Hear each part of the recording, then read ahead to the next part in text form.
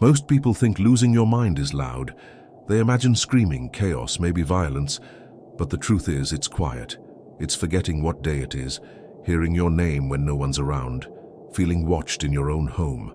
It starts slow, normal, until it's not. Tonight you'll hear 4 true stories. Each one begins with something ordinary. But by the end, these people weren't the same. Some never came back. These aren't ghost stories. This is psychological horror. And it could happen to anyone, even you. It began with something so small I almost didn't notice. A faint hum. A low buzzing sound just beneath the surface of silence. You know that sound your ears make when you're alone too long? Like static, but alive. That's what it felt like. Only, I wasn't alone, and it wasn't in my head. At first I thought it was tinnitus, or maybe a side effect of all the coffee and stress from working late hours. I'm a freelance editor. I spend most of my time in silence, hunched over a screen, barely blinking. So yeah, stress made sense, but then the static got louder. It wasn't constant though, it flared up in certain places in my apartment. The worst was near the kitchen, right beside the old radio I never used. It wasn't even plugged in, yet every time I passed it, I swore the hum grew stronger, like the static was pulling me in. At first I laughed it off, told myself it was interference maybe from my neighbor's Wi-Fi. But then one night while washing dishes, I heard something I can't explain. My name, whispered. So faint I thought maybe it was the wind, or my imagination. But no. It came from the radio. Froze, dish in hand, water running. My name again, clearer this time. Whispered, like breath through wires. And then, silence. I stared at the unplugged radio for what felt like hours. I didn't sleep that night. My heart wouldn't stop racing. You know that feeling when you're being watched but nothing's there? It was like that but heavier, denser. The next morning I shoved the radio in a kitchen drawer and slammed it shut. I felt stupid, but I needed it gone, out of sight. I thought that would help. It didn't. That night the sound came back, muffled through the wood, and again my name. But this time it didn't stop, it repeated over and over. And then came the laughter. Not loud, not wild, just wet, like something crawling through dirty cables, enjoying the taste of my fear. Called my brother. I needed someone to tell me I wasn't losing it. He's logical, an engineer, he believes in circuits, not spirits. He offered to come over, check the wiring. Maybe there was interference. I clung to that explanation like a lifeline. Anything but what I was starting to believe. He came the next day, looked around, checked outlets, scoffed at the idea that an unplugged radio could make noise. I could tell he didn't believe me, but he stayed the night anyway, just to make sure I didn't freak myself out again, as he put it. I wanted to be angry, but mostly I was just relieved not to be alone. At 3:13 a.m., the radio drawer slid open on its own. I swear to God, I didn't touch it. My brother and I were on the couch, wide awake, watching TV. We heard the click, the creak, and then static, louder than ever. The sound filled the kitchen. The whole apartment felt like it was vibrating. My brother stood up. He looked pale. He walked to the drawer, opened it. The radio was still off. No lights, no power. But the sound was deafening. And then the voice spoke. "You brought another one." My brother stepped back. I saw fear in his eyes. Real fear. I've known him my whole life, and I'd never seen that expression on his face. He yanked the radio out, pulled the batteries, threw it across the room. It shattered, and yet the voice kept speaking. "I know your name." Now too. He left before sunrise, said he had to work, never came back. I started seeing him after that. The man, he wasn't clear, just static in a human shape. I'd catch glimpses of him in the reflection of the microwave, in the black screen of the TV when it was off, just standing there watching, never moving. I covered the mirrors, unplugged everything, but it didn't matter. He was inside the silence now. Inside me, the whispering never stops. It's in my ears even when I sleep. It hums when I blink. It tells me things, horrible things, like what my neighbors are hiding, like what my brother really thinks of me, like what you're thinking right now. If you're hearing the hum too, if something in your house starts whispering your name, don't answer, don't listen, because once you hear him, the static man hears you back. I took the job because I needed the money. That's how these stories always start, right? Desperation. You trade peace of mind for a steady paycheck and tell yourself it's temporary, just until you get back on your feet. Mine was a night shift. Security gig for a downtown office building. 12 stories high, mostly empty after 7 p.m. The pay was decent, the hours were quiet, and I was told, nothing ever happens here. The first few nights were uneventful. I'd make my rounds, drink bad coffee, play games on my phone and count the hours till dawn. But on the 6th night, something shifted. It started with the elevators. They had this annoying ding when they opened, loud, sharp, and always a bit delayed after pressing the button. Around 2:17 a.m. I heard it. Ding, followed by footsteps. Slow, deliberate heels against tile. I checked the monitor, no one. I stood up, looked toward the hallway. Nothing. I walked over anyway. Habit. I'm supposed to check. I stepped out just in time to see the elevator doors close. I caught a glimpse of something. A dress? A pale leg?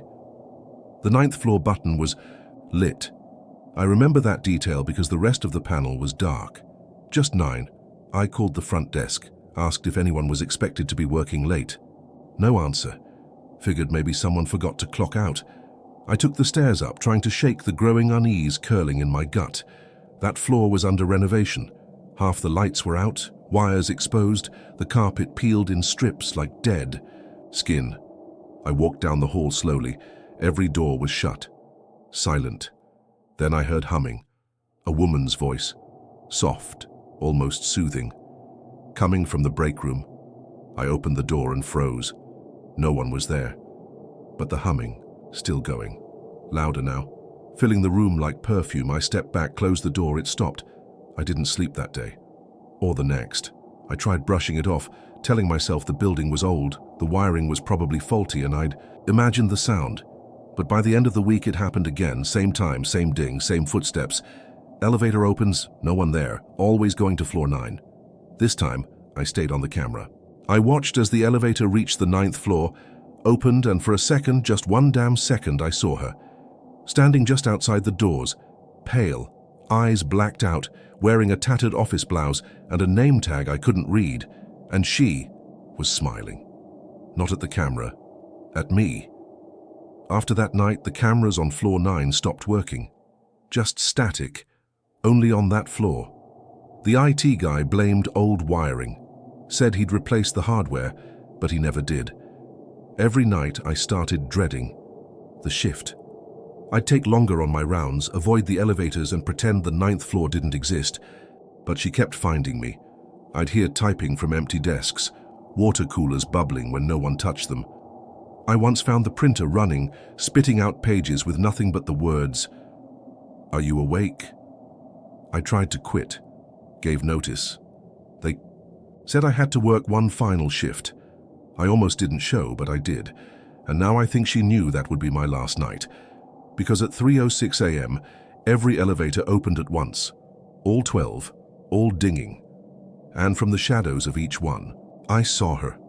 Not one version, dozens. All the same woman, same smile, same eyes.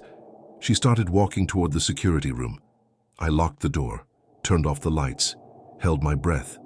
The cameras blinked out. The humming returned. And then, the printer started. One last page. See you on your next job. I don't work nights anymore, but sometimes when the lights flicker at my new place or when I pass a building with old elevators, I swear I hear her hum. I used to joke that I didn't recognize myself anymore. It was something I'd say after long days at work or when I looked exhausted in selfies. Harmless humor, right? But after what happened, I don't say it anymore. Because there was a moment, one very specific, horrifying moment, when I looked in the mirror, and the person looking back wasn't me. It started small. My mirror reflection would lag ever so slightly behind my movements, like a poor video feed. Blink a second late. smile a little too wide. I thought it was stress. I'd been working from home for 6 months straight, barely talking to anyone in person. My therapist called it derealization, said I needed rest, said I needed to touch grass. But then the reflection began to do things I wasn't doing. Subtle at first. I'd glance in the mirror and see myself already looking back, before I turned my head. Once I leaned in to pop a pimple, and my reflection reached up just a second too soon. Another time I sneezed, and my reflection didn't. It just stared, blank-eyed, as if I were the strange one. I stopped looking into mirrors for a while, covered them with towels, brushed my teeth with my eyes closed. It sounds insane, I know, but it felt like the reflection was waiting for something, watching, learning. Then, one night, I forgot. I went into the bathroom half asleep, flipped on the light and looked up. He smiled. I didn't. It was like a gut punch. His grin was unnatural, stretched too far. His eyes were sunken, darker than mine. But the worst part was, he didn't stop smiling. Even after I stumbled back, even after I shut off the light, that grin was burned into my brain like an afterimage. I started to hear faint tapping behind the glass, like fingernails against the other side. Like he wanted out, I tried smashing the mirror, took a hammer and shattered it into jagged teeth. But the next morning, it was whole again, not repaired, just untouched, as if I'd imagined the whole thing. My reflection, for once, was normal, but only for a few hours.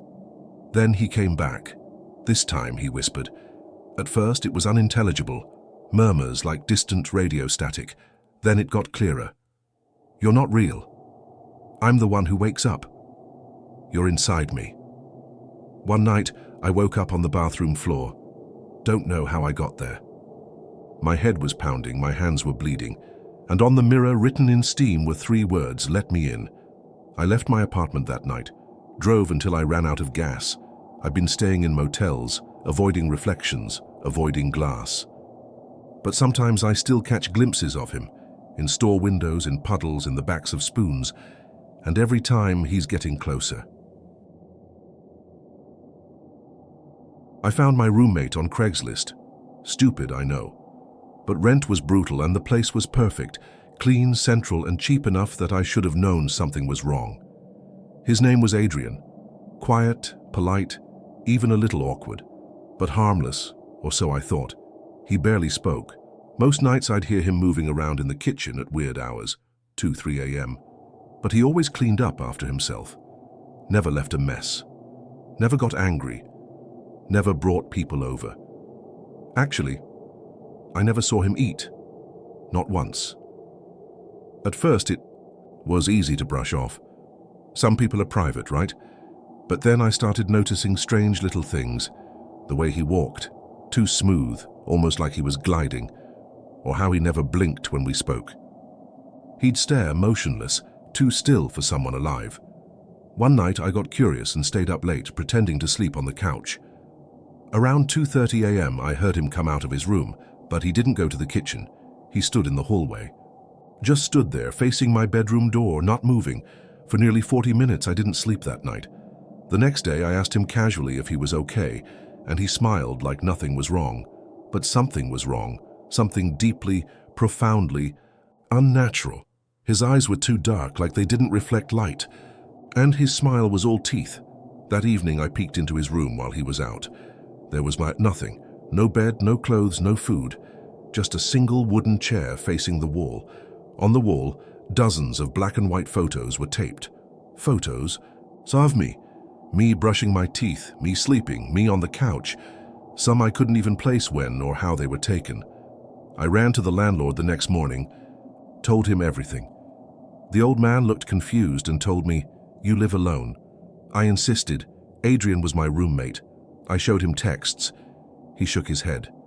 Told me no one named Adrian had ever signed a lease, that the apartment had only one tenant, me. I went home shaking, packed a bag, planned to leave.